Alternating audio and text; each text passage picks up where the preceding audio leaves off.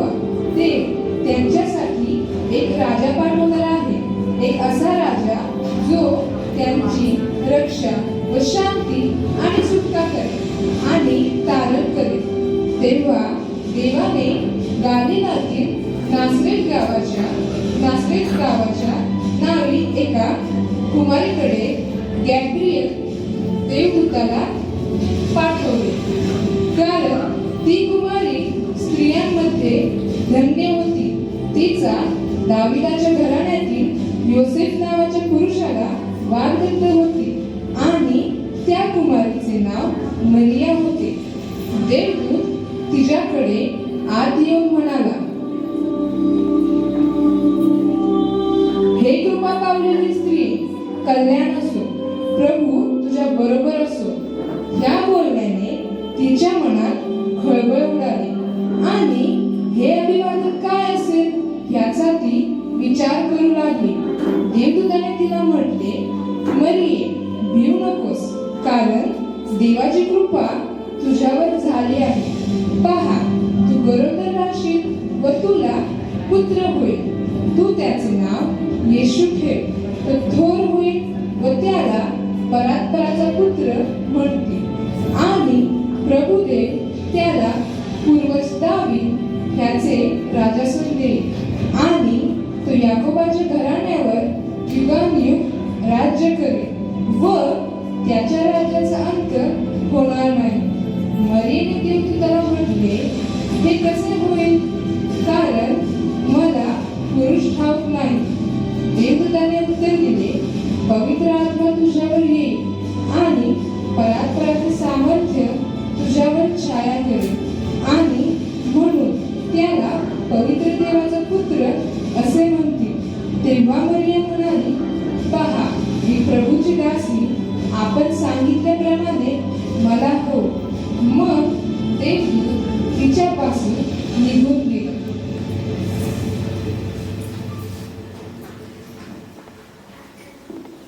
तेव्हा मरिया व योसेफ ह्यांचे वाग्दान झाल्यावर त्यांचा सहवास होण्यापूर्वी ती पवित्र आत्म्यापासून गर्भवती झालेली दिसून आली. तिचा पती योसेफ हा नीतिमान होता व तिची बेअब्रू करण्याची त्याची इच्छा नसल्यामुळे तिला गुप्तपणे सोडण्याचा त्याने विचार केला.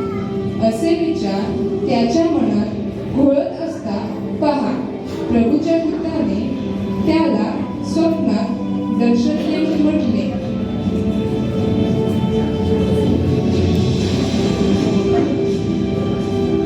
योसेफा, दाविदाच्या पुत्रा, तू मरियेचा स्वीकार करण्यास अनमान करू नकोस, कारण तिच्या पोटी जो गर्भ आहे तो पवित्र आत्म्यापासून आहे. तिला पुत्र होईल आणि त्याचे नाव तू येशू असे ठेव, कारण तोच आपल्या प्रजेला त्यांच्या पापांपासून तारेल. हे सर्व अशासाठी झाले की प्रभूने संदेशाच्याद्वारे जे सांगितले ते पूर्ण व्हावे. ते असे, पहा, कुमारी गर्भवती होईल, तिला पुत्र होईल आणि त्याला इम्मॅन्युएल हे नाव देतील. ह्या नावाचा अर्थ आमच्या बरोबर देव आहे. तेव्हा झोपेतून उठल्यावर त्याने देवदूताने आज्ञा दिल्याप्रमाणे केले.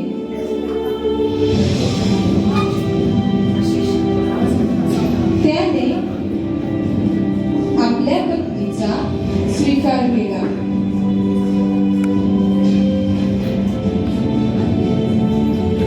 त्या दिवसात असे झाले की सर्व जगाची नावनिशी लिहिली जावी अशी कैसर अगुस्त ह्याची आज्ञा झाली.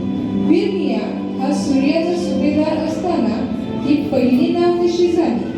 तेव्हा सर्व लोक आपल्या आपल्या गावी नावनिशी लिहून देण्यास गेले.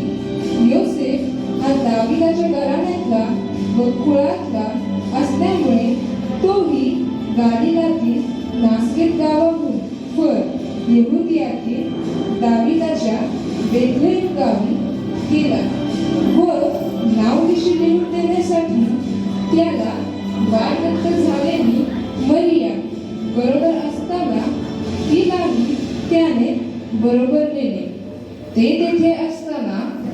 असे झाले की तिचे दिवस पूर्ण भरले आणि तिला तिचा प्रथम पुत्र झाला.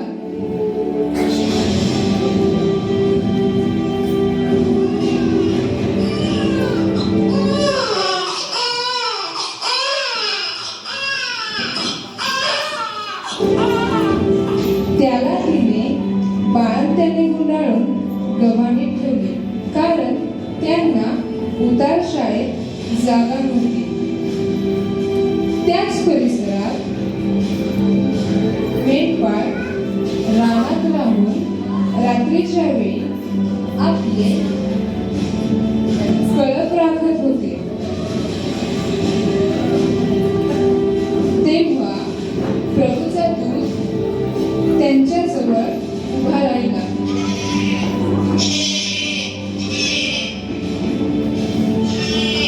प्रभूचे तेज त्यांच्या भोवती प्रकाशले आणि त्यांना मोठी भीती वाटली.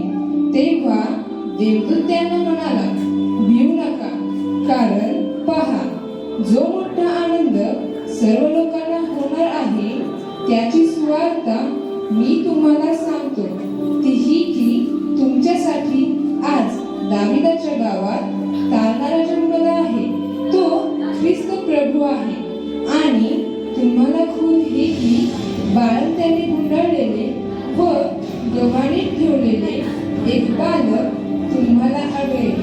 इतक्यात स्वर्गातील सैन्यांचा समुदाय त्या देवदूताजवळ अकस्मात प्रकट झाला आणि देवदूत देवाची स्तुती करत म्हणाले,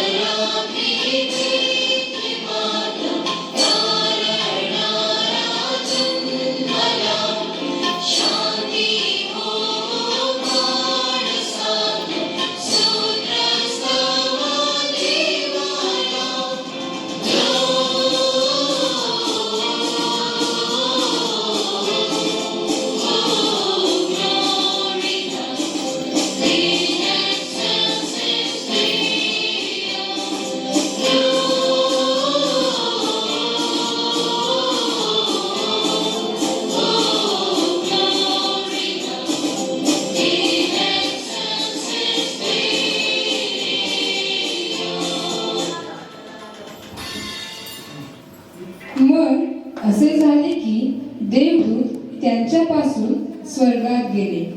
तेव्हा मेंढपाळ एकमेकांना म्हणू लागले, चला आपण बेथलेहमपर्यंत जाऊ व झालेली ही गोष्ट प्रभूने आपल्याला कळवली ती पहा.